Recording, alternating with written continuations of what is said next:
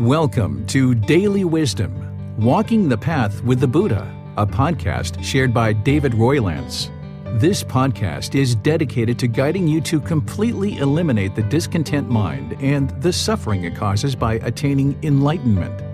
Learn and practice the teachings of Gotama Buddha that will guide you to fully attain a peaceful, calm, serene, and content mind with joy. To support this podcast, visit patreon.com/support Buddha or visit buddhadailywisdom.com, where you will discover a full range of courses, retreats, and online learning resources to assist you on the path to enlightenment. Now, here's our teacher to share more.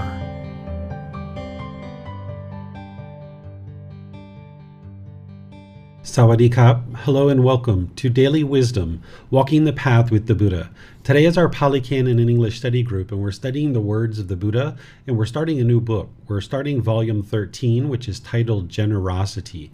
This is where you're going to learn about developing the mental quality of where you're practicing the action of generosity. What generosity is where you're giving and sharing your time, effort, energy, and resources more than is strictly required in any given situation without any expectation of anything in return.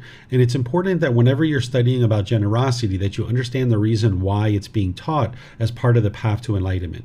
That if you understand the Four Noble Truths, that the cause of the problem is craving, desire, attachment, the wanting, the expectation, that this is what's causing the problem. The problem is the discontentedness, the conditioned feelings.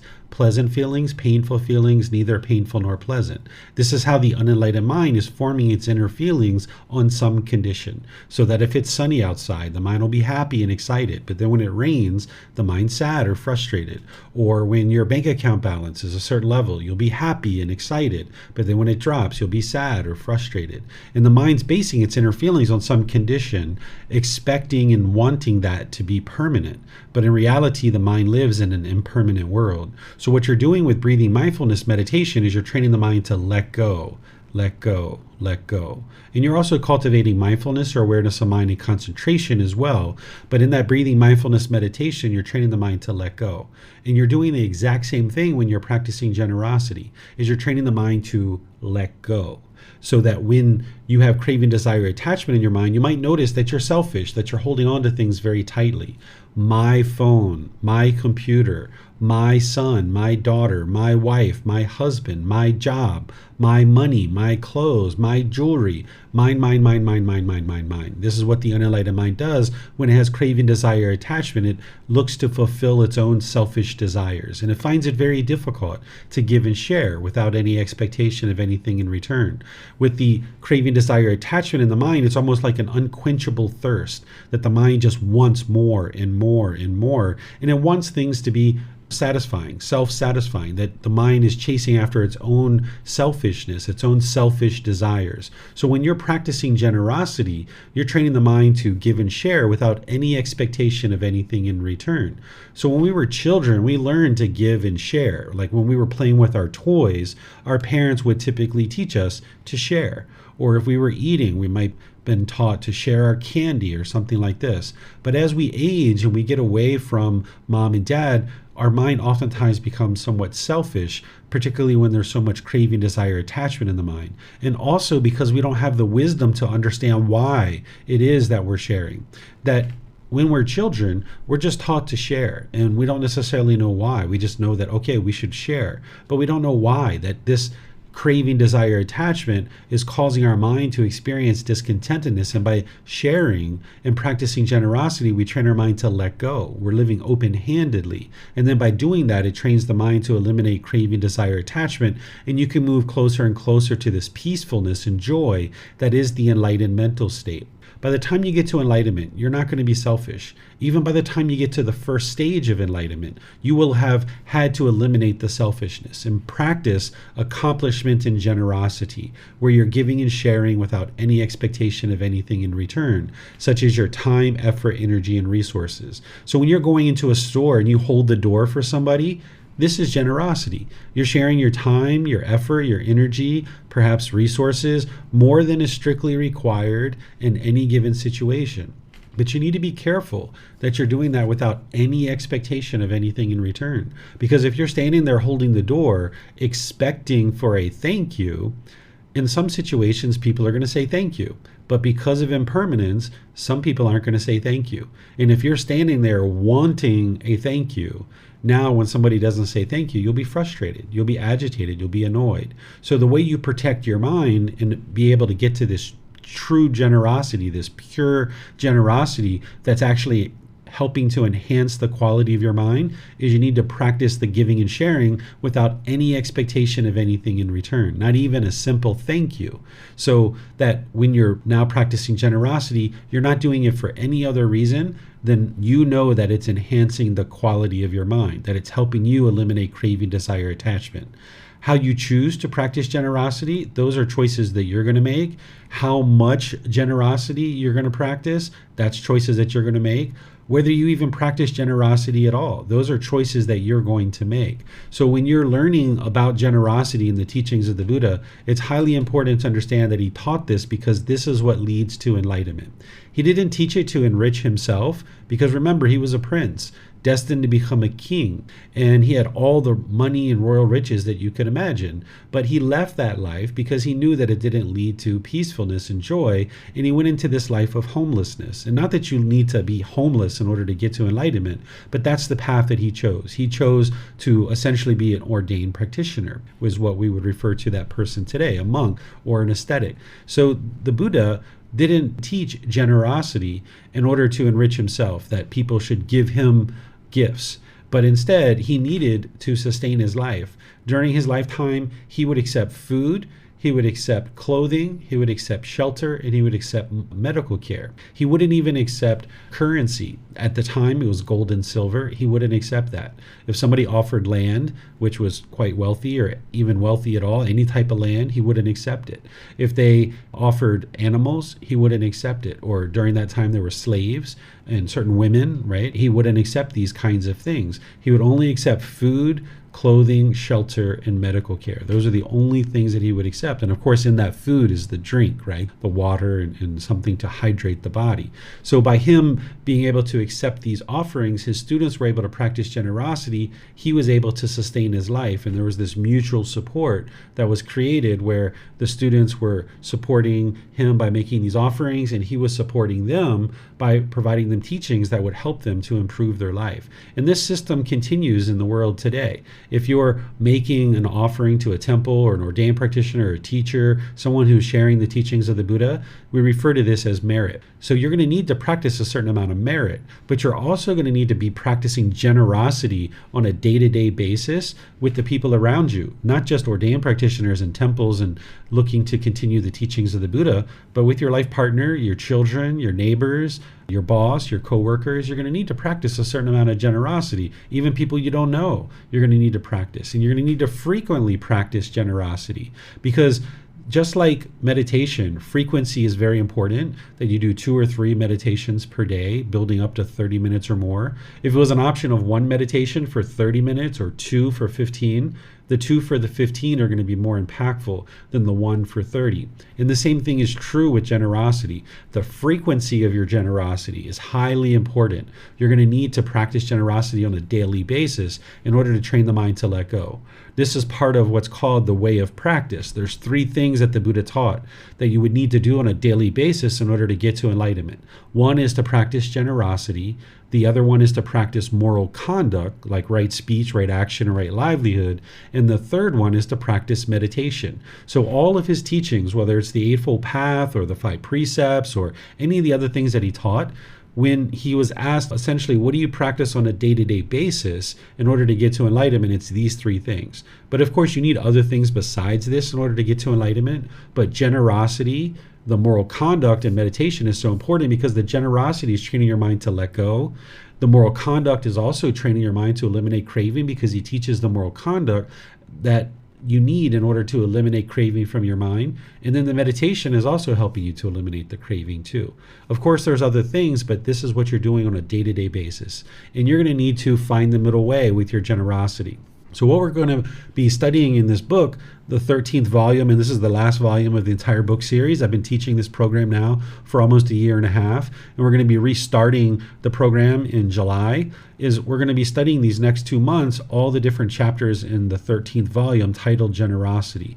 And when you're learning this, it's important that you understand that it's all about eliminating craving, desire, attachment in the mind, because you're going to see different things from the Buddha where he's teaching you about how generosity leads to rebirth in various realms. You're going to see that he talks about generosity leads to a certain amount of wealth or other things like this.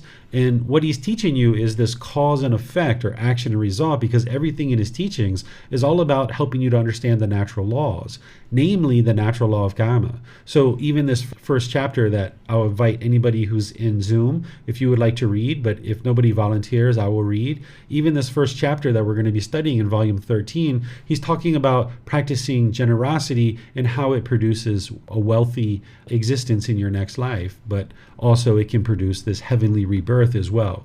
Whenever you see him teaching this, he's just showing you the cause and effect, or the action and result. He's not suggesting that it should be that you practice generosity in order to get these things. Because if you're practicing generosity in order to get something, it's not generosity. You haven't gotten to pure generosity yet, because you still have an expectation in there. You need to practice generosity without any expectation of anything in return. So if there's anybody in Zoom that would like to volunteer to read this first chapter or any of the chapters, you can raise your hand electronically, open up your microphone and read. And for those of you guys in Facebook, YouTube, and Zoom, you can ask questions by putting it into Facebook, YouTube, or Zoom, or you can raise your hand in Zoom and ask any questions that you like. So Keely is offering to read this first one. Go ahead, Keely, if you'd like to read this first one. Go ahead, ma'am. Okay, giving. But here, student, some man or woman gives food, drink, clothing, carriages, garlands, scents, omens, beds, dwelling, and lamps to ascetics or Brahmins, because of performing and undertaking such action. On the dissolution of the body, after death, he reappears in a happy destination, even in the heavenly world. But if instead he comes back to the human state, then wherever he is reborn, he is wealthy. Okay, thank you, ma'am.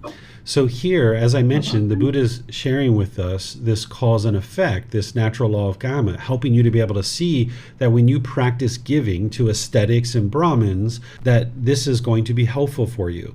And you can see in his other teachings that it's helping you to eliminate craving, desire, attachment. But here he's just pointing out a specific aspect of generosity. And here in this book, you're going to gather a whole lot of information about what generosity leads to. But first, let's go through this chapter so you can see what the Buddha is talking about. During the lifetime of the Buddha, people would offer these various gifts, and others as well. They would offer food, drink, clothing, carriages, which are like vehicles to travel from one place to the other, like a horse-drawn carriage, a garland, which is like flowers, a scent, which was important during the lifetime of the Buddha because they only used to bathe about once a week, once every 2 weeks or something like this. So having a scent on the body would help so you're not so having so much odor. Ointments is like medicine. Beds and dwellings, this is like a place to sleep because this ordained practitioners would sleep right in the home of their students. And then lamps were really important because they didn't have electricity during that time, so they would have oil lamps to be able to see where they're going. So these are certain gifts of generosity that people would practice, and they would practice other things too, but these are just some of the main things that they would actually offer. And they would offer these to ascetics or Brahmins, and this was how they produced merit.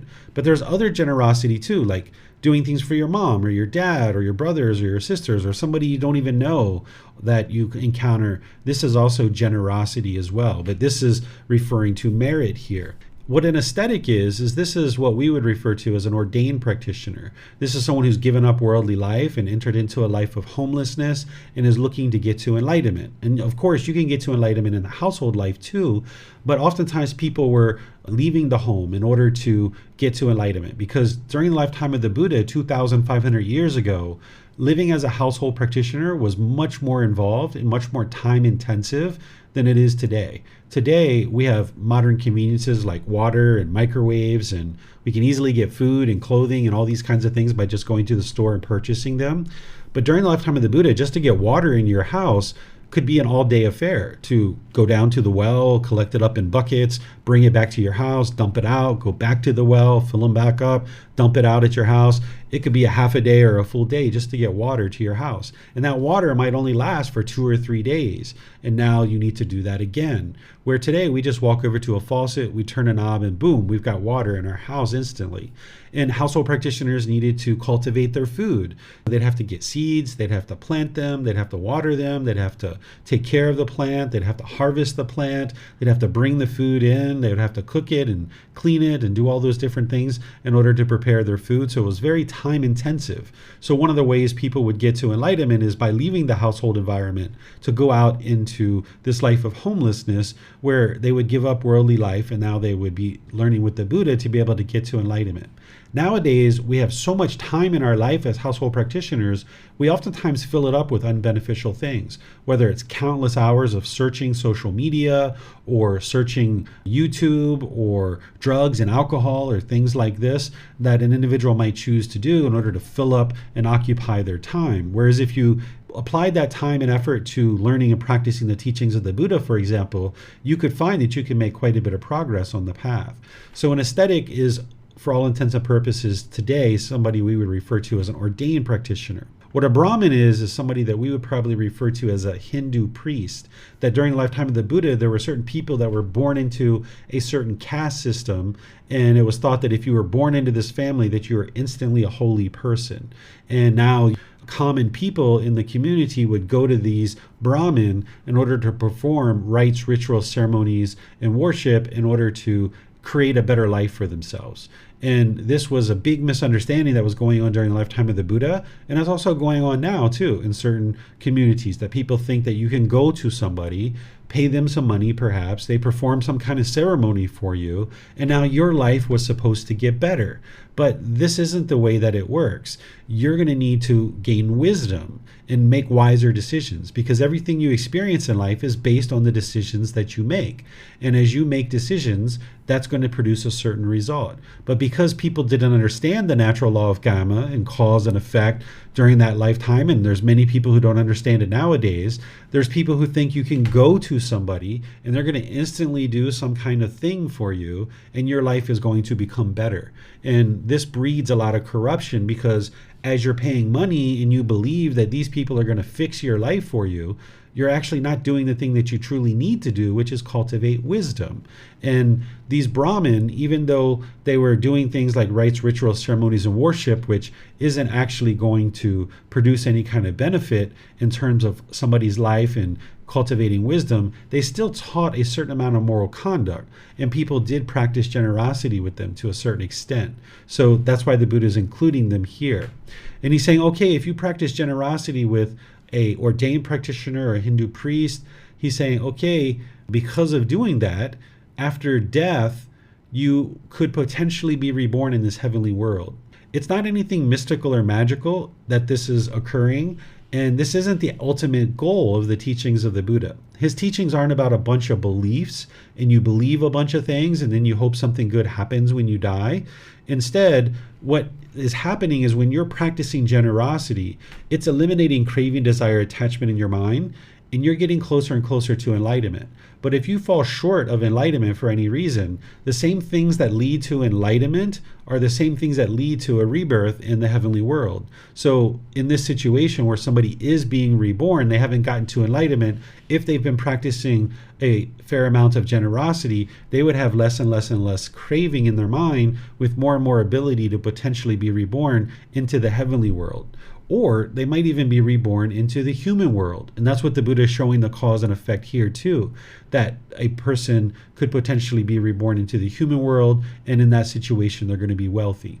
This is the cause and effect that is occurring. Because of whatever you put out, this is what's going to come back to you. So if you're practicing generosity and you're giving and sharing with the people around you, the people around you are going to be willing to give and share with you as well, maybe give you jobs and help you to sustain your life. And this is where the wealth is actually coming from. But you need to be sure that if you're practicing generosity, that you're not doing it for these reasons. Because if you're doing it for these reasons, then it's not generosity. There's still an expectation. There's something that you're wanting there. So the Buddha is not teaching you this because this is what you should want and you should practice generosity in order to get these things. Instead, he's teaching you this because he's showing you the cause and effect, that if you practice generosity, it's helping you to eliminate craving, desire, attachment, which ultimately leads to certain benefits. Because as you're practicing generosity and you're noticing certain benefits in your life, you can attribute that to the rightful thing that you're doing so that you can actually see the cause and effect. And here in a little bit, you're going to see some other chapters where he's talking about the benefits of generosity in a much more detailed way than just here. This is the first chapter, just kind of opening up with very general, very simple teaching. But now as we go through the remaining chapters for today, you're going to see a lot more detail around generosity and some of the benefits. And we've got, I think there's 84 chapters in this book, or maybe 89 chapters, I think, in this book. So you're going to learn a lot about generosity. And while this is the 13th book of the book series, somebody might think that maybe because it's the 13th book that it's less important. But in reality, this is one of the most important things that you could be practicing in your journey to enlightenment. It's the 13th book because it's important to understand the cycle of rebirth and other things like this before you get to generosity, because you would need to have a little bit of understanding of the cycle of rebirth, which is volume 11, in order to understand some of the teachings here in generosity. It's also important to put this generosity as the 13th book, because if it was the very first book, which it very well could be in this book series because generosity is that important, perhaps a student might think, oh, well, maybe this teacher is just trying to get money from me or try to get me to practice generosity. When in reality, a teacher shouldn't want anything from their students. They shouldn't have any expectation at all. They're practicing generosity with their students, and their students might choose to practice generosity with them.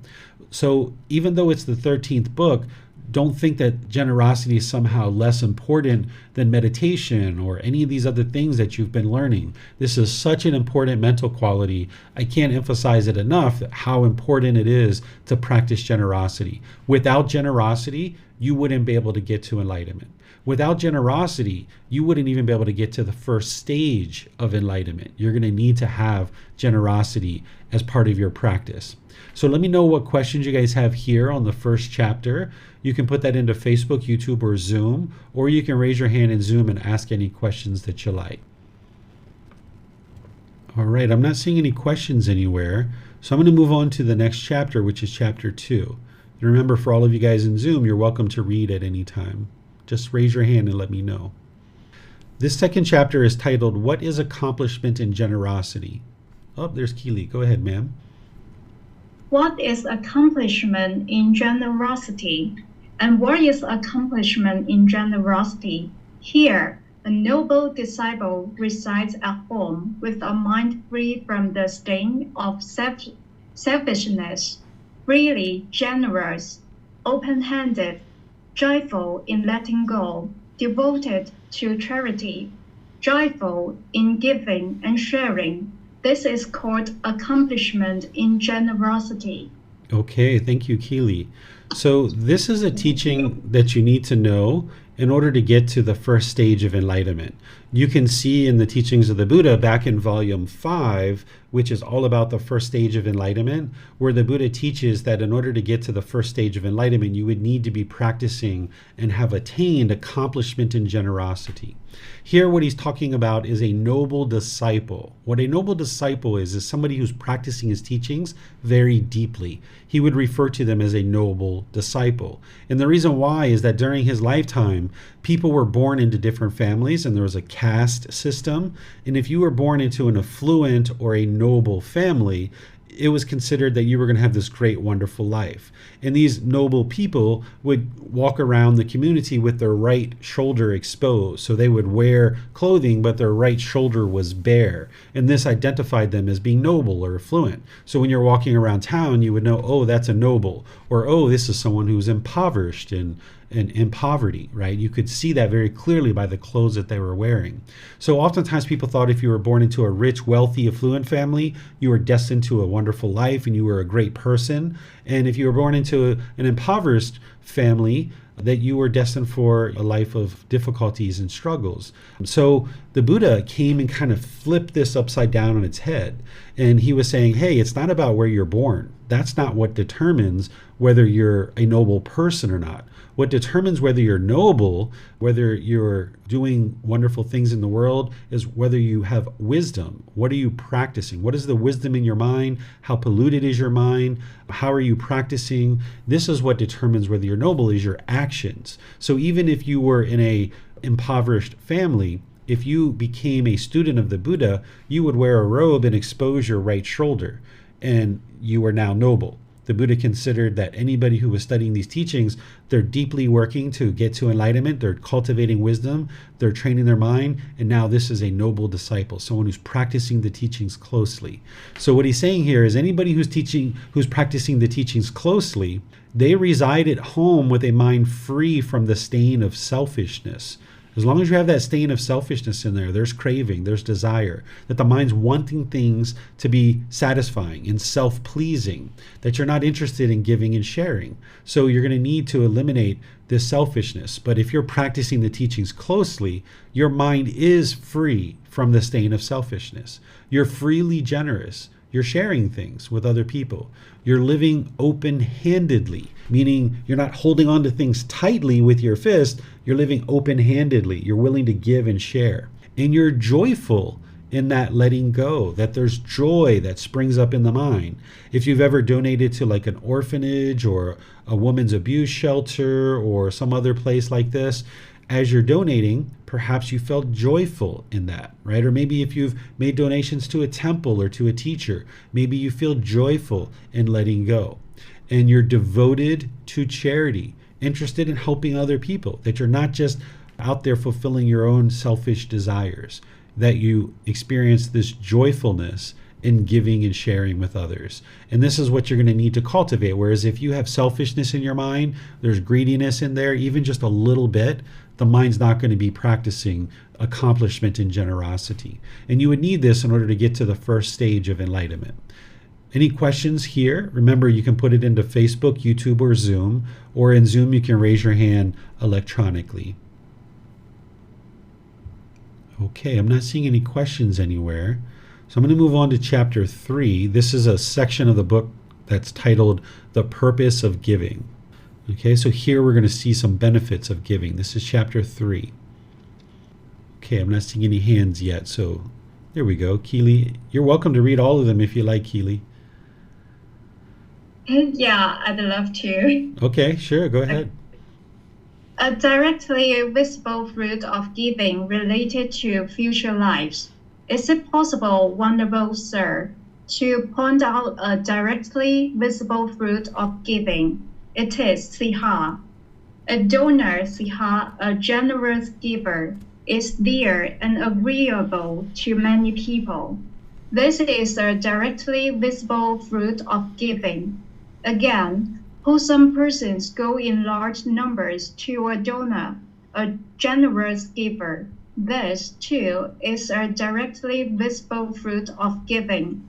Again, a donor, a generous giver, acquires a wholesome reputation. This, too, is a directly visible fruit of giving. Again, whatever assembly a donor, a generous giver, approaches, whether are Khatiyas, Brahmins, householders, or ascetics, he approaches it confidently and composed.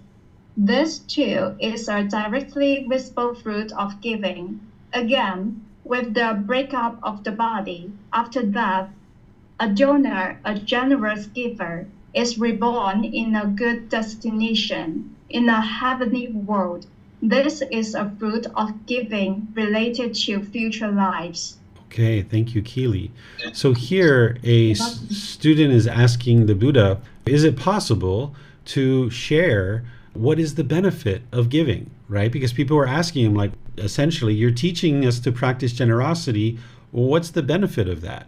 So this is just one discourse. The Buddha has other discourses, multiple discourses, where he's teaching the various benefits. This is just one of many.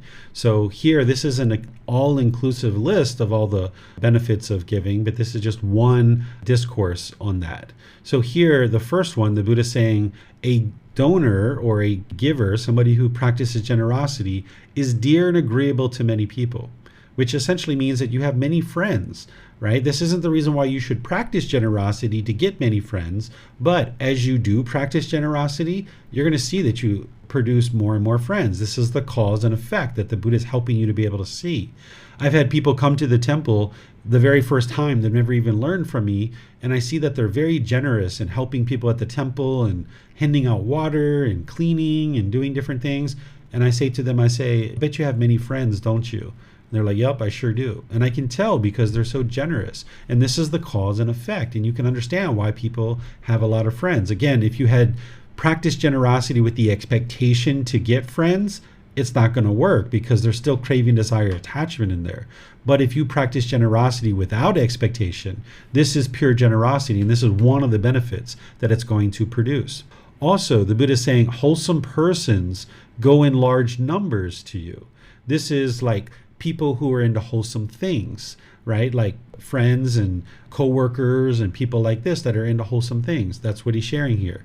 Then he says you acquire a wholesome reputation. So if you're giving and sharing at your workplace or with your neighbors or people like this, it's going to produce a wholesome reputation. One of the things that I've learned about recently, even though I've been teaching for many years in Chiang Mai, is some different students have been coming and they said, hey, David, these people over here sent me to you. They said you're a really great teacher and blah, blah, blah, blah. They're saying all these different things about me. And it's like, I don't even know who these people are, but somehow the word has spread because I'm practicing generosity to share these teachings with others. And now there's this wholesome reputation in the community of Chiang Mai about this individual who's sharing teachings in Chiang Mai. And you'll notice this, like I mentioned, if you start sharing at your workplace, you're going out to lunch, maybe you're buying yourself some bagels or a certain drink or certain donuts or something like that. You bring some back for other workers in your office. You're going to notice that you have a wholesome reputation. Not the first time you do it, but over time, there's this cause and effect, right? And again, you would need to practice generosity without the expectation of this. But the Buddha is just helping you to be able to see so that as you practice generosity, in order to enhance the quality of your mind, when you see these things occurring, you'll know what the cause and effect is of these things and the reason why. Then he says, whatever assembly a donor, a generous giver approaches, whether Khatyas, Brahmins, householders, or ascetics, he approaches it confidently and composed. So Khatyas was a population of people during the lifetime of the Buddha that were practicing these teachings very well, even before the Buddha started teaching them, because these are the natural laws of existence, and different populations of people can kind of tap into these natural laws and learn them at different times. So the Buddha would oftentimes hold up the Khatyas as individuals who were practicing the teachings very closely. Today, if somebody asked me, I would say that's the Thai people here in Thailand, particularly here in Chiang Mai. These people are practicing the teachings very closely. Brahmins are people who are into holy things and practicing good moral conduct. Householders or practitioners who are learning the teachings of the Buddha and practicing a certain level of moral conduct. Ascetics are ordained practitioners. Well, if you're into unwholesome things and you're doing unwise things, when you approach people who are into wholesome things, you might kind of feel like less of a person. You might feel like diminished because in the back of your mind, you know that you're doing unwise and unwholesome things. So when you approach people who are practicing wholesomeness, you will lack confidence and your mind might be shaken up and uncalm because you see yourself as being below these people. But if you're practicing giving and sharing and you're practicing to eliminate craving, desire, attachment, and all these other wholesome teachings, what the Buddha is saying is when you approach wholesome people, you'll be confident and you'll be composed. Your mind will be calm because you're not feeling shaken up. You're not feeling less of a person because you know that, okay, these are wholesome people, but I'm doing wholesome things too, so I can be confident and I can be composed when I'm around these individuals. And then this last one here, he's talking about, yes, if you are a generous person and you die, you haven't gotten to enlightenment yet, there's this potential to be reborn into the heavenly world. But remember, this isn't the goal of the teachings of the Buddha, and being reborn in the heavenly world is not the ideal existence. In the heavenly realm, these beings are experiencing exclusively pleasant feelings. They have the opportunity to get to enlightenment, but they oftentimes are complacent and they don't learn and practice, so they oftentimes are reborn into other realms. Now, as you hear me say, there's nothing in the teachings of the Buddha that is to be believed. The cycle of rebirth can be independently verified. You might not have the wisdom of how to do that right now, but it is something that you can cultivate over time, and you can independently verify that the cycle of rebirth is true. And one of the things that you will come to understand is that these realms that we talk about, they're not in some far distant land, in some place really far away. Sometimes we envision hell being deep down in the core of the earth or heaven being way up in the sky somewhere. But all beings are in the same time and space. So just like I'm sitting in this chair now as a human being, it would be very possible for when I get up and leave for an animal to come sit in this particular chair. Maybe a gecko. We have geckos running around the house, not our pets, but they're just little geckos, or here we call them jinjokes, right? They kind of like run around the house. They come in through the cracks of the doors and things like this.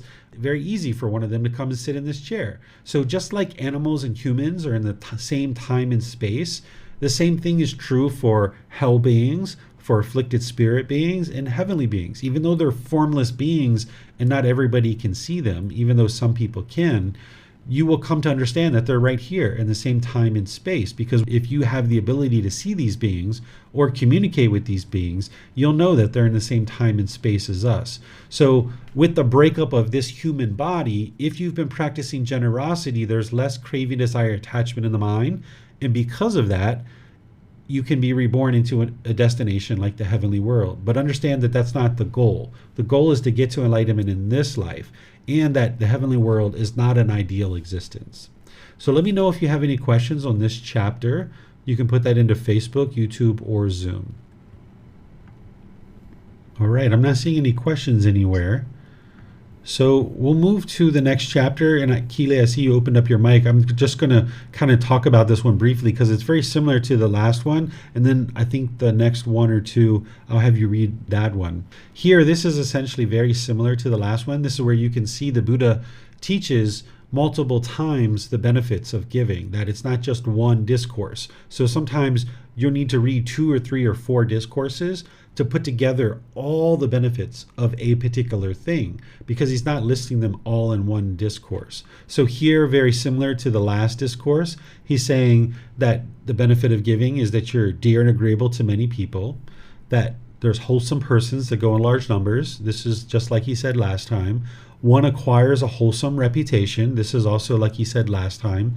This is a new one that wasn't in the last one, where he says one is not deficient in householder duties. What he means by this is, like, if you're practicing generosity and you're practicing wholesome qualities of mind, that you're also going to be practicing wholesomeness in your home, that you're probably going to be cooking or cleaning or vacuuming or doing things around the house, that you're going to be taking care of the householder duties, meaning the duties that it takes to maintain your house. Whereas if you're not practicing generosity, you might be really complacent and you might have kind of like a dirty home or different things like this. You might not be taking care of your home. But if you're taking care of other people by practicing generosity, then you're also going to be taking care of your own home too. And then this 5th one is the same thing that he taught in the last discourse, which is that with the breakup of the body, one can be reborn in the heavenly world. And then he adds some things down here where he shares essentially that by giving, that you're going to be around people who are practicing the teachings very closely, that the wholesome, mentally disciplined monks always go in large numbers to one, because us teachers, we're going to need support from the students. we wouldn't be able to share the teachings if we didn't have support from our students. And there's this mutual support that's created from the lifetime of the Buddha. So we don't share these teachings because we want your support, but we do need support from our students in order to be able to share these teachings. An individual who should be sharing these teachings would be doing so with loving kindness and compassion, where loving kindness is a genuine interest in seeing all beings be well, active goodwill. Compassion is the concern for the misfortune of others. Those should be the primary reasons why you're actually sharing the teachings as a teacher. But then, because you've given up worldly life and you've entered this life of homelessness, or you've entered into a life where you're fully dedicated to sharing the teachings with others, you're going to need some kind of support. And you can use some of that support to provide for your basic necessities to sustain your life. But then you would be sharing some of those things with your community too. You should have a nice place to teach your students with meditation mats and clean environments and various things to be able to help your students to be able to then learn the teachings very easily. So during the lifetime of the Buddha, of course, people would teach in homes and teach in villages, and we still do that nowadays. But what he's sharing is that, yeah, when you're making offerings and you're practicing generosity, these people who are practicing the teachings very closely and have deep wisdom, they're going to be around you because you're practicing generosity with them.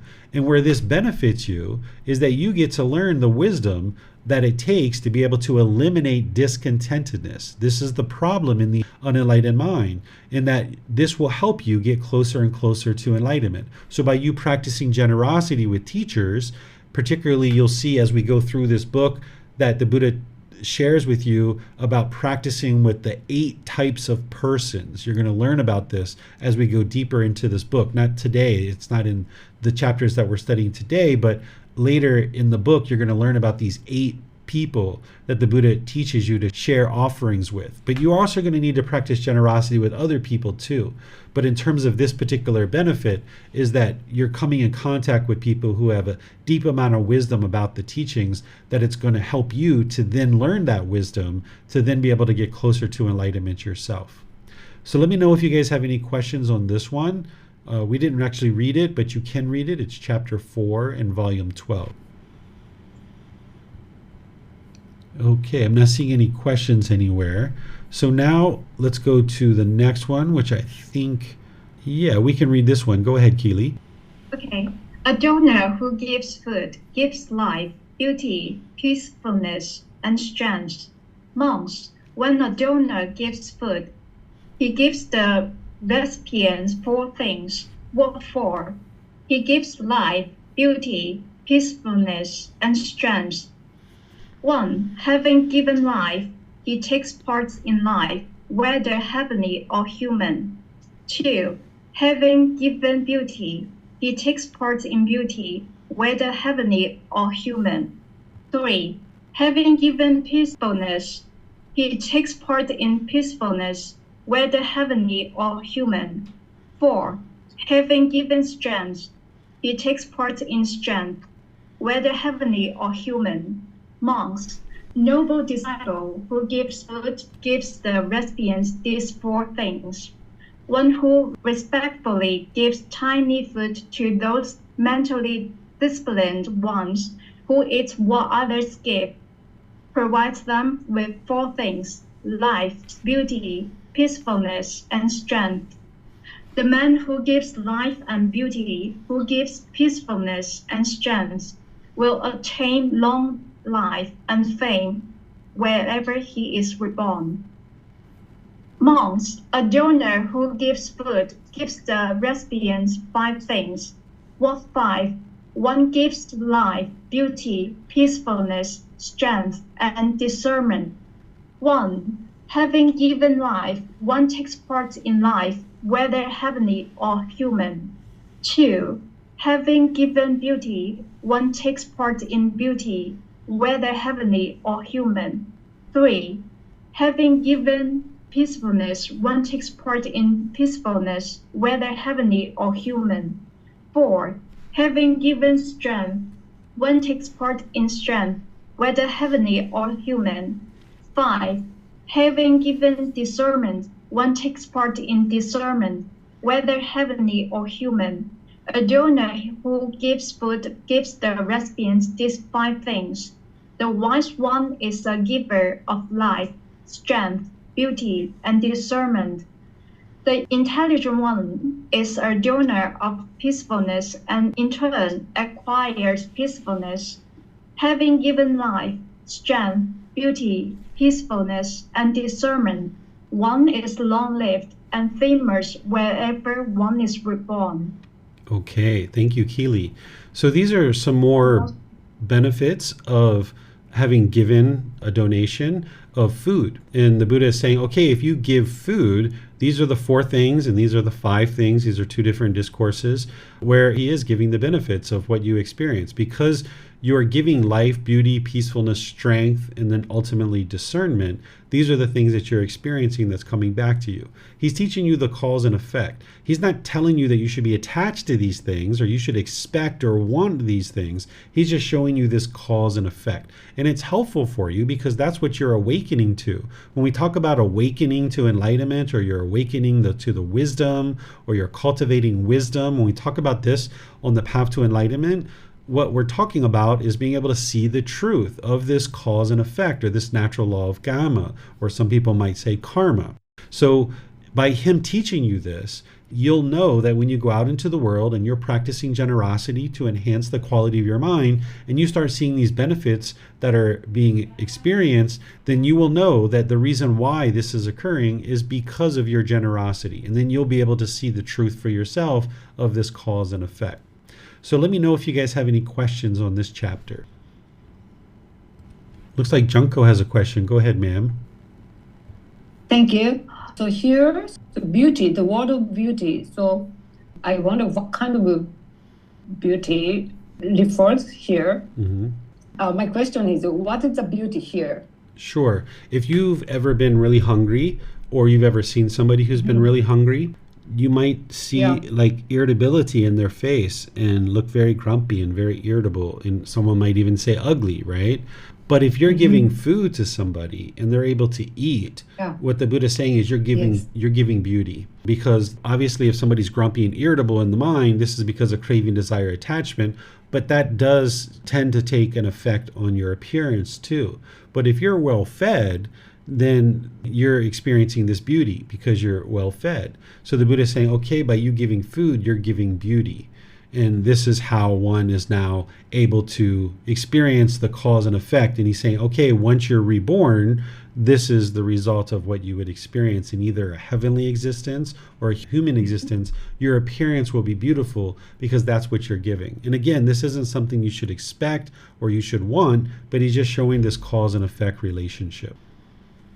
Okay, so the beauty here is like what we can see now. So, for example, the people who really, so she's beauty and he's beauty are beautiful. So it's kind of a same meaning. So through the eyes, so we can see the beautiful stuff like the scenery or the way of life, for example, and also the flower. So a lot of beautiful stuff in the world. Like that, so like appearance. Yeah, what he's talking about here, Junko, is that if you are reborn, then physically you will be beautiful yourself. That's what he's talking about. And here's one of the reasons why this is helpful, right? Sometimes we're born into this world and we look in the mirror and we think that we ourselves are ugly, or we might think that we ourselves are beautiful, and you might ask yourself why. Why is this person beautiful and this person is maybe not so beautiful? I think everybody's beautiful, but you might look at people and you might think that one person's beautiful and one person's not.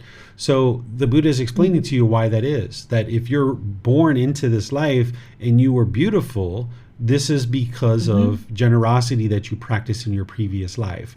And this can be really helpful for you and can relieve your mind of like, oh, okay, I understand now why I am beautiful or why other people are beautiful or why one person might not be considered beautiful. It's because of not practicing generosity in a previous life. Okay, I see. So the beauty is coming from the inside. So it's not the appearance, so he or she look beautiful, but it's coming from what she done or he did. so far. The Right? the beauty that the Buddha is talking about here is outside beauty, the physical beauty, but you are accurate that that beauty is coming from inside. Because if you have a lot of craving in your mind, you're going to be grumpy and irritable and agitated Yeah. and annoyed and frustrated, and that's going to show up in your appearance. But if you're eliminating Yeah. your craving, desire, attachment by practicing generosity in this life or a previous life, Yeah. now because you have less craving, your appearance is going to be more beautiful. Yeah, I see. Okay. Thank you so much. Yeah, Thank you. you're welcome. Let me check, see if we have any more questions anywhere. Okay, I don't see any anywhere. All right, so I'm going to move to the next chapter, which this is chapter 6. All right, so Keely, if you would like to read, you're more than welcome. Okay. A donor who gives medicine gives beauty, peacefulness, and strength. Brahmin, there are these 10 advantages from koji. Rice porridge that is very nutritious that serves the purpose of medicine. What 10? In giving kanji, one gives life, one gives beauty, one gives ease, one gives strength, one gives intelligence. Kanji, when it is drunk, checks hunger, keeps off thirst, regulates wind, cleanses the bladder, digests raw remnants of food. These Brahmins are the 10 advantages of kanji. To the discerning who gives kanji duly at the right time to one who lives on others' food, it confers 10 things on him: life and beauty, ease and strength. For him, intelligence arises from it. It dispels hunger, thirst, and wind. It cleanses the bladder. It digests food. This medicine is praised by the wayfarer.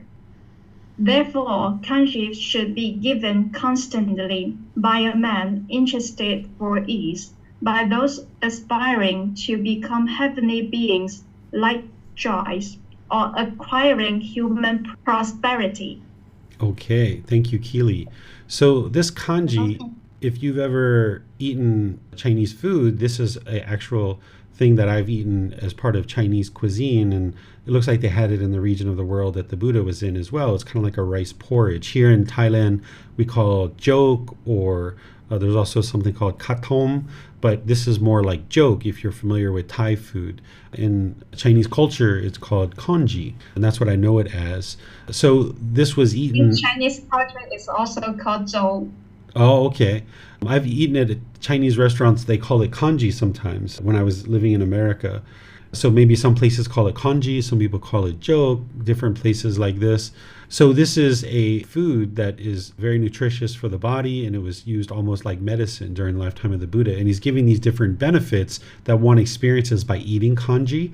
And then he's explaining to you the benefits of giving this. And he's saying here that it should be given constantly, right? So basically frequently. Like I was explaining to you that the frequency of giving is so important to be able to do that. I think all of this is pretty self-explanatory, but you might have questions about regulates wind, what he's talking about here. What he's talking about here is that the human body was described through the 4-element theory during the lifetime of the Buddha. And even now today here in Thailand, in traditional Thai medicine, they talk about the earth element, the water element, the wind element, and the fire element. And this is how they describe the body. The earth element is the solids of the body. The water element are the fluids of the body, like the tears, saliva, urine, things like that. The solids are things like your teeth, your fingernails, your hair, your bones, things like this. Then the wind, this is the movement. So like the blood is the water element, but the movement of the blood in the vein is the wind element. Or the feces is the earth element, but of course sometimes there's water elements in there too if you have diarrhea, but the movement of that through the colon is the wind element. And then you've got the fire element, which is attributed to digestion. And they would basically diagnose the body and treat the body with medicinal herbs through diagnosing with this four element theory. So what the Buddha is saying is that this kanji regulates wind, because in order to be healthy in this traditional theory, you need to have all your four elements balanced. Whereas if you have an excess of a certain element or a depletion of a certain element, there's going to be sickness in the body. But if you have all these elements balanced, then the body is going to be healthy. So if you're regulating wind, it means you're bringing it to a balance, right? So the movement of feces through the body, for example, can be balanced out with this kanji, right? So that's what he's describing here. But I think all these other things are pretty straightforward. But if you guys have questions on them, let me know. You can ask all that you like through Facebook, YouTube, or Zoom, or you can raise your hand in Zoom and ask any questions that you like. All right, I'm not seeing any questions anywhere. So we will, by the way, this is the details that you'll get if you read. So you've got the words of the Buddha, you've got the reference of where this comes from, and then you've got reflections from me to be able to help you understand some of the things that I just talked about. But you can get all the full details in the book itself. And you can get these from our website by downloading them for free. You can take it and go print it. You can get printed versions here at the temple in Chiang Mai just by reimbursing us for the printing cost, or you can order them on Amazon if you like. So this is chapter 7. If you'd like to go ahead, Keely, you can read this one. Okay. The giver of the agreeable gains the agreeable. The giver of the agreeable gains the agreeable when he gives willingly to upright ones clothing, bedding, food, and drink, and various kinds of supplies. Having known the arahants to be like a field for what is relinquished and offered, not held back, the wholesome person gives what is hard to give. The giver of agreeable things gains what is agreeable. The giver of the agreeable gains the agreeable. The giver of the foremost again gains the foremost. The giver of the excellent gains the excellent. The giver of the best reaches the best state. The person who gives the best, the giver of the foremost, the giver of the excellent, is long-lived and famous wherever he is reborn. Okay, thank you, Keely. So here, the Buddha is again talking about some of the benefits. Here, he's talking about having known the arahants, meaning known the enlightened beings, to be this essentially place where you're going to be making offerings to enlightened beings. He's saying, okay, this is being very helpful for you because you're giving agreeable things that are going to be helping people to be able to get to enlightenment. These are benefits that are coming to you as well. Because as you're practicing and making offerings, if you were making offerings to an enlightened being, you're coming in contact with someone who's got a deep amount of wisdom to be able to help you get to enlightenment. And that's the ultimate benefit. It's not a mystical or magical thing, like if you make an offering to an enlightened being, that magically something beneficial is going to happen for you. Instead, it's that you're coming in contact with somebody that has deep amount of wisdom to be able to help you get to enlightenment. So making an offering to an arahant would be very beneficial, or making an offering to an enlightened being would be very beneficial for you. So the Buddha is just detailing that here. So let me know if you guys have any questions on this chapter. Okay, I'm not seeing any questions anywhere. So now we'll move on to chapter 8. All right, Keely, you're up. Okay. The way leading to wealth. Malika, and still some woman, is not prone to anger or often exasperated. Even if she is criticized a lot, she does not lose her temper and become irritated, hostile, and stubborn. She does not display anger, hatred, and bitterness. And she gives things to ascetics or Brahmins, food and drink, clothing and vehicles, garlands, scents or ointments, bathing, dwelling, and lighting. When she passes away from that state, if she comes back to this world, wherever she is reborn, she is beautiful, attractive, and graceful, possessing supreme beauty of complexion, rich with great wealth and property, and influential. This is the way students that leads to wealth, namely, one gives food, drink, clothing, vehicles, garlands, scents, ornaments, beds, dwelling, and lamps to ascetics or Brahmins. Okay, thank you, Keely. So these are some more benefits of practicing generosity. Again, it's not anything mystical or magical. It's not the Buddha dangling a carrot trying to get you to do these things. He's just showing the cause and effect. Because as you eliminate your craving, desire, attachment, there's going to be significant benefits for you in this life. And should you actually need to be reborn, there's going to be benefits in the next life as well. And what the Buddha is describing here is a woman. I guess he's talking to a certain student, and they're probably discussing about a particular woman who doesn't actually get angry very easily. That means she has very little craving in her mind, right? If it doesn't take if it takes a lot in order for a person to get angry, if they're pretty calm, they're pretty composed, that means they don't have very much anger in their mind. So if they don't have very much anger in their mind, that means it's because they have very little craving, desire, attachment. That's what's producing the anger. So by having practiced generosity, the craving, desire, attachment is very minimal. Therefore, there's very little discontentedness in the mind. And should that person not get to enlightenment, the Buddha is then describing what's actually going to produce for a future rebirth should this person need to be reborn. But always keep in mind, the same things that lead to enlightenment, should you fall short of that, it leads to improved rebirth. So you would be very wise to practice these teachings because it's leading to an improved condition of your mind in your life in this existence. But it also, if you need to be reborn, would lead to an improved life in your next existence. But that's not the goal. The goal is to get to enlightenment in this life. So let me know what questions you guys have here. This is chapter 8. David, I have a question. Sure. Yeah.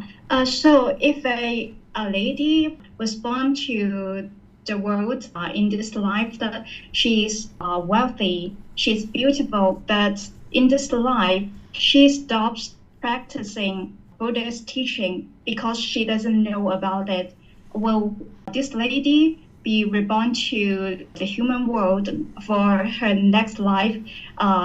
Like maybe she might not be reborn to be a wealthy family. That's the potential. Do you understand? Yeah, that's the potential. I wouldn't be able to say just on the criteria that you're sharing right there exactly where somebody would be reborn. I would need to have met that person and understand their mind to be able to know where an individual is going to be reborn, if they're going to be reborn.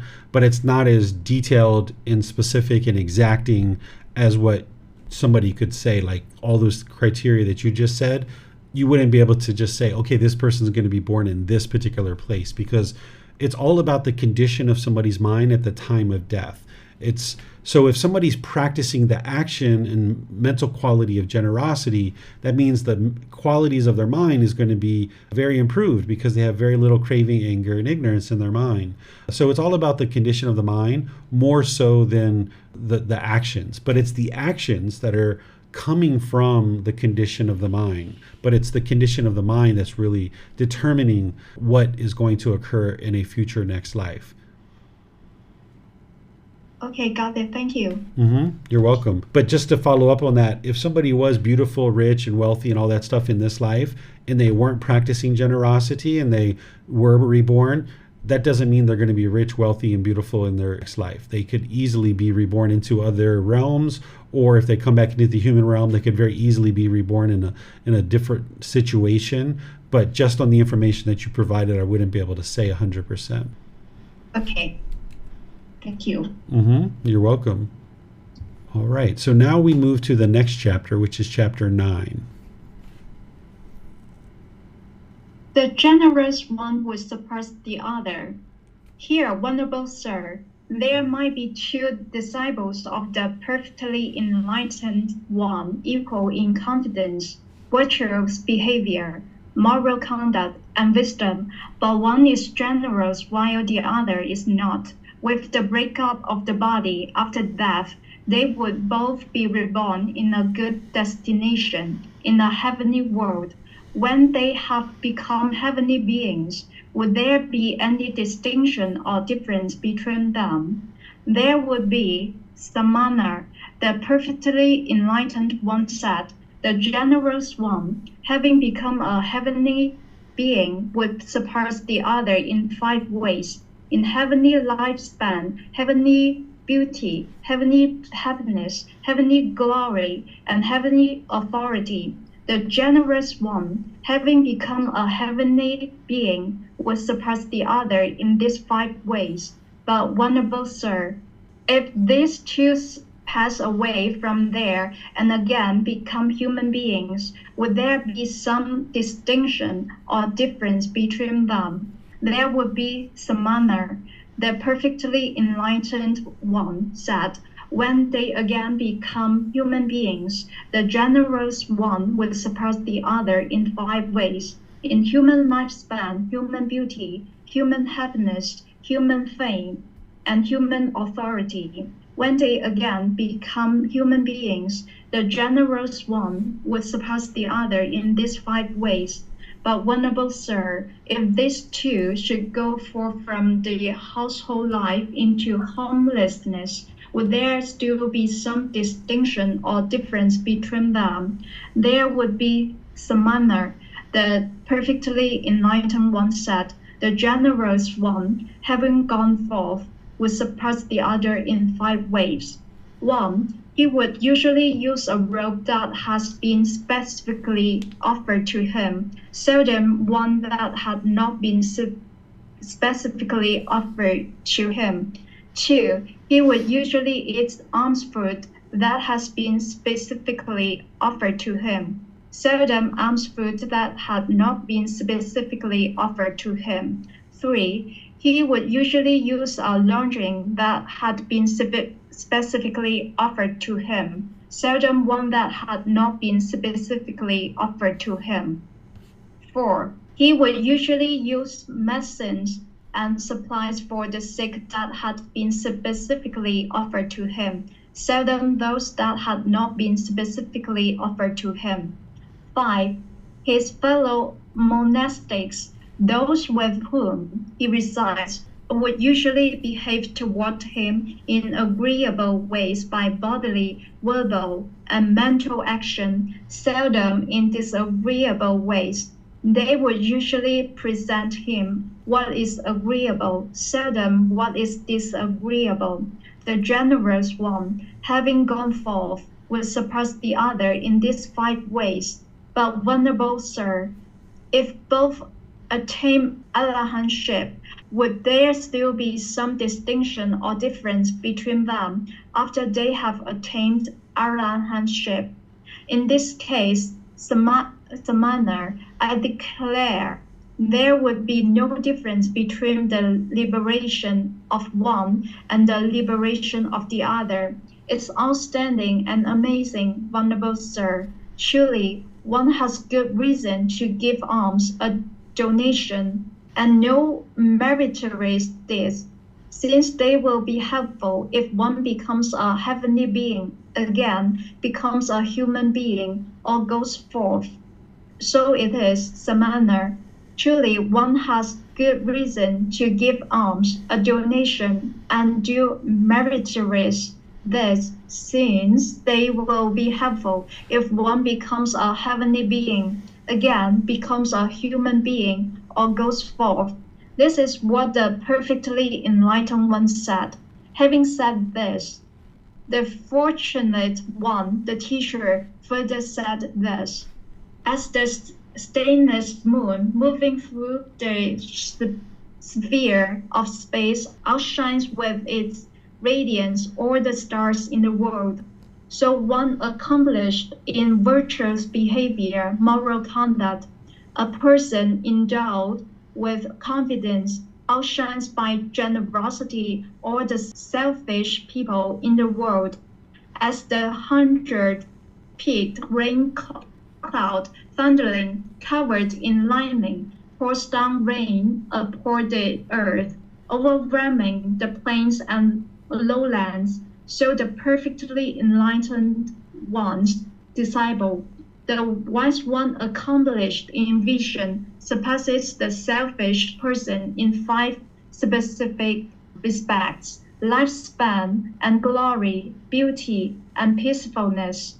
Possessed of wealth, after that he rejoices in heaven.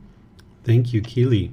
So I'm not sure if you guys followed this entire discourse here as the Buddha was being asked these questions by one of his students, but essentially the student saying, okay, if there's a certain human being, all of these two human beings are both practicing the teachings of the Buddha, and they're equal in confidence, virtuous behavior, which is moral conduct, and wisdom. But one is generous and one is not. When they die and they're both reborn in heaven, would there be any difference or distinction between them? And the Buddha says, yes, there would be. And he gives the things that would be different. He talks about the heavenly lifespan, the beauty, happiness, glory, and authority. And then the student says, okay, well, what if they're reborn into the human realm? Would there be any difference? And the Buddha says, yes, human lifespan, beauty, happiness, fame, and authority. And then the student says, okay, well, what if they go become ordained? That now that they were in the human realm, they went to the heavenly realm, they came back to the human realm, but now they both go ordained. Would there be any difference? And the Buddha says, yes, there's going to be these differences, that the one who was generous, there's going to be generosity that's practiced with them. They're going to have a robe, they're going to have alms food, they're going to have lodging, medicine and supplies, and people are going to be very agreeable to them, meaning they're going to speak in warm and loving ways towards this person because they were generous in their previous life. And then finally the student says, okay, well, what if they both get to enlightenment? If they both attain arahantship, is there any difference? And the Buddha's like, no, there's no difference between them, because two enlightened beings, their mind is both liberated, right? They both would have had to practice generosity in order to get to enlightenment. So this person who was already generous in previous lives, they would have been continually generous in order to get to enlightenment. But this being who was not generous, in order to get to enlightenment, they would have needed to improve their generosity in order to get to enlightenment. So by the time they get to enlightenment, they're both practicing generosity, and their mind is both liberated, meaning they don't experience any discontentedness any longer. Having gotten to arahantship, both individual enlightened beings are going to have what's referred to as final knowledge. They're going to fully understand the path to enlightenment. But these beings are going to have different personality, different characters. They're going to have wisdom about other things. You could have a airplane pilot who is enlightened, who understands how to fly airplanes, or you could have a politician who's enlightened. The politician doesn't know how to fly airplanes, and the airplane pilot doesn't know how to be a politician, but both of them are functioning with a liberated mind, that they no longer experience any discontentedness whatsoever. So there's not going to be any difference in terms of their liberation of mind. They're both liberated. They're both having freedom of discontentedness, but there's going to be a difference in terms of their wisdom, their personality, their character, and things like this. But there wouldn't be any difference in their generosity. They would have both needed to practice a certain amount of generosity. So then eventually the student says, it's so amazing that this is the case, that it's very wise to practice generosity. That's what you come to, is you realize, wow, it's so wise to practice generosity.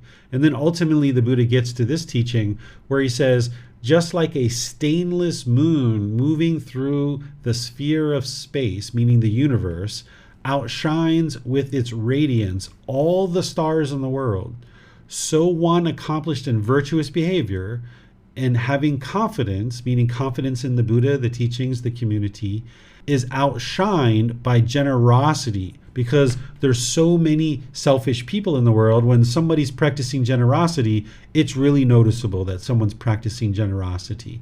And that's what the Buddha is saying, and that now, having practiced generosity, there's these benefits that one will experience. And we've already been talking about some of these.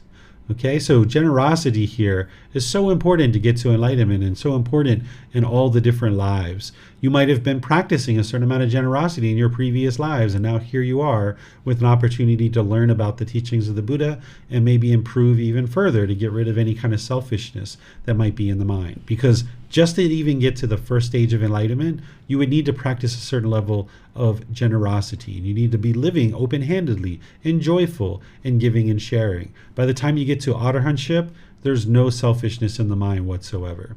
So let me know what questions you guys have here. This is chapter 9. The generous one would surpass the other.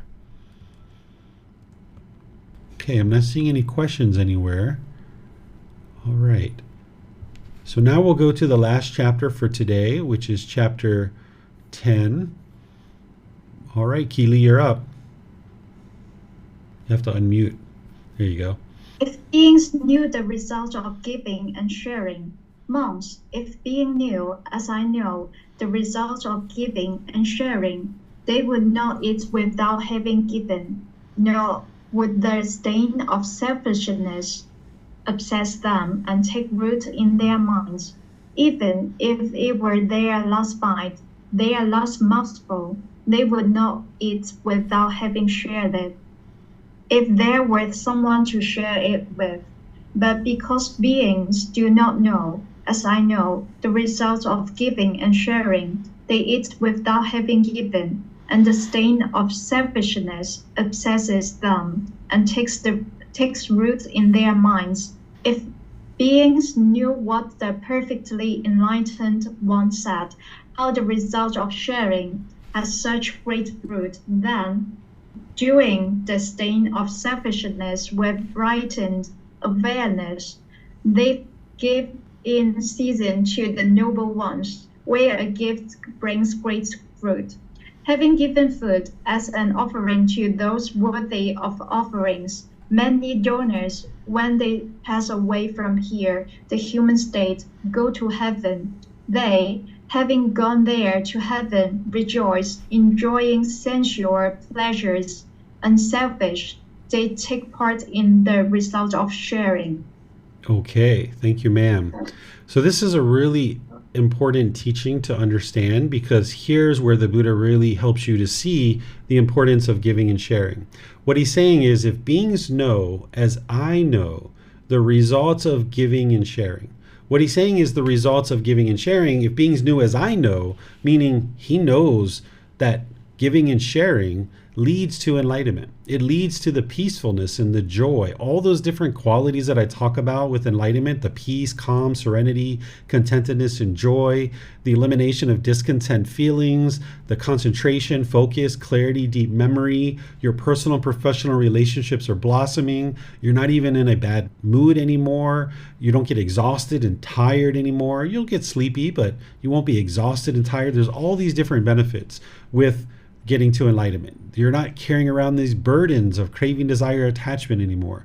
If people knew the peacefulness and joy that the Buddha knew, or enlightened beings knew, and you knew that it was generosity that leads to that, what the Buddha is saying is they would not eat without having given, nor would the stain of selfishness obsess them and take root in their minds. Because if you knew how peaceful and joyful the mind is, and it's generosity that leads you to that, you wouldn't eat without having given. Even if it was the last bite, the last mouthful, they would not eat without having shared it, if there was someone to share it with. Because giving and sharing is what leads to enlightenment, these results of the enlightened mind. That's the ultimate goal of practicing generosity. But you need to do that just understanding that it's enhancing the quality of your mind. But because beings do not know, as I know, meaning the Buddha, that the results of giving and sharing is that you get to this peaceful and joyful mind, this enlightened mental state, they eat without having given, and the stain of selfishness obsesses them and takes root in their minds. So that's what the Buddha is sharing here. If beings knew what the perfectly enlightened one said, how the results of sharing has such great fruit, then subduing the stain of selfishness with brightened awareness, that brightness, the radiance that shines through in the enlightened mind, getting all that pollution out of the mind, this brightness and radiance shines through the mind. They'd give in season to the noble ones, meaning the people who are practicing the teachings very closely, where a gift brings great fruit. Because when you're supporting people who are sharing the teachings, it's helping the teachings come into the world so that you and countless other people can learn the teachings. Having given food as an offering to those worthy ones of offerings, many donors, when they pass away from here, the human state, go to heaven. Again, that's not the ultimate goal, but the same things that lead to enlightenment, which is what the Buddha is teaching, leads to this rebirth in the heavenly world. They, having gone there to heaven, rejoice, enjoying sensual pleasures, unselfish, they take part in the result of sharing. Okay, so this really helps to tie it together for you. If beings knew the results of giving and sharing. So let me know if you guys have questions here. Okay, I'm not seeing any questions anywhere. So next week, we're going to be in the next 10 chapters. This is chapter 11 through chapters 20. You're welcome to read those ahead of time because you have the words of the Buddha, you have the reference, and you have reflections from me to be able to help you to integrate this into your life. That this entire book is going to teach you all about generosity, which is so utterly important for you to be able to develop and train your mind to eliminate craving, desire, attachment on the path to enlightenment and actually attain enlightenment. Tomorrow in the group learning program, which is Sunday morning, Thai time, 9 a.m. and 9 p.m. is when I'm going to be teaching that class, 2 different times and live streaming. I'm going to be teaching the Eightfold Path in its entirety, from the beginning to the end. This is the path to enlightenment. So while generosity is important, this kind of plugs into this core central teaching of the Eightfold Path of the Buddha. And you would need to know that Eightfold Path inside and out, backwards and forwards, in order to be able to get to enlightenment. So I'm going to be teaching you that tomorrow in Sunday's class. And then on Wednesday, we're going to be doing the second part of a 4-part series where I'm teaching students Buddhist chanting. So you're welcome to attend these classes live, and where you can't attend them live, they're recorded. So you can listen to them and watch them on our YouTube channel, on Facebook, or on our podcast. So thank you all for your questions. Thank you, Keely, for reading the chapters. It's wonderful that you did that. I really appreciate that. Allowed me to focus on the teaching. And anytime you guys would like to learn, you're more than welcome to reach out in all the different methods. You can post in the Facebook group. You can ask questions in classes. You can send me a private message, or you can schedule personal guidance either in person here when I'm in Chiang Mai or traveling around the world, or you can schedule online as well, and I'll meet with you privately and talk to you about any questions that you might have and answer your questions and show you how to apply these teachings in your own personal life. So have a very lovely and wonderful rest of your day. Perhaps we'll see you in a future class. Be well. Sawadee krap. Thank you for listening to this podcast. To provide support for this podcast, visit patreon.com/support Buddha. To access more teachings, visit buddhadailywisdom.com. There, you will discover a full range of courses, retreats, and online resources to assist you on the path to enlightenment. Remember to establish a daily, consistent meditation practice, along with learning and practicing these teachings. A well-developed meditation practice is the foundation in which to train the mind to attain enlightenment.